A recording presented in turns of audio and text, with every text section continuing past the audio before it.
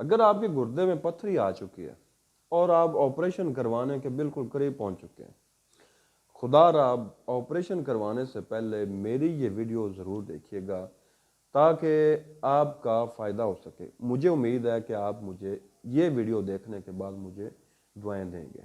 بسم اللہ الرحمن الرحیم۔ السلام علیکم ورحمۃ اللہ وبرکاتہ۔ حکیم محمد احمد فاضل طب والجراحت آپ کی خدمت میں حاضر ہے۔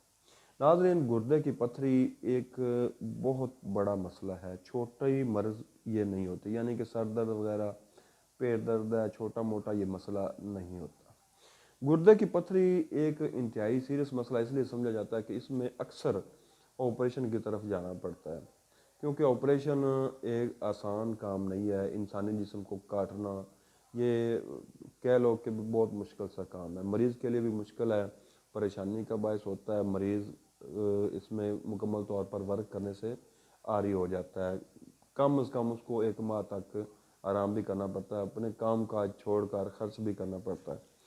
اگر ایسی صورت پیش آ چکی ہے، آپ کو ڈاکٹروں نے کہہ دیا ہے کہ آپ کے گردے میں پتھری ہے، تو خدا را میرا یہ نسخہ ایک بار ضرور استعمال کرنا۔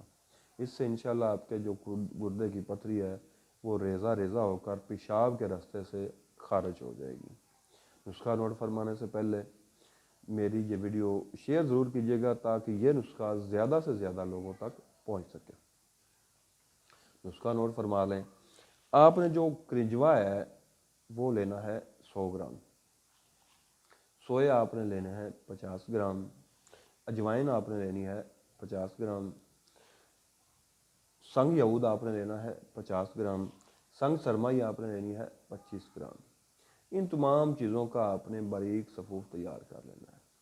باریک صفوف تیار کر کے آپ نے اس میں جو ہے کلمی شورا اور گندک کا جو صفوف ہے وہ میں اس کا طریقہ آپ کو الگ بتا دوں گا۔ ہم اس کو سال پرنیر کے نام سے نسخہ کہتے ہیں، اس کا نسخہ میں اگلی ویڈیو میں بھی آپ کو بتا دوں گا۔ اس کی ایک چٹکی آپ نے جو میں نے پہلے آپ کو صفوف بتایا ہے اس میں ڈال کر آپ نے صبح اور شام تازہ پانی کے ساتھ یا شربت بزوری کے ساتھ یا کچی لسی کے ساتھ، دودھ کی جو کچی لسی ہوتی ہے اس کے ساتھ استعمال کریں۔ انشاءاللہ جو ہے جو لوگ آپریشن کے قریب پہنچ چکے ہیں، جن لوگوں کو آپریشن ڈاکٹروں نے کہہ دیا ہے، ان کو ہم نے یہ استعمال کرایا ہے، انشاءاللہ آپریشن سے آپ کو نجات مل جائے گی۔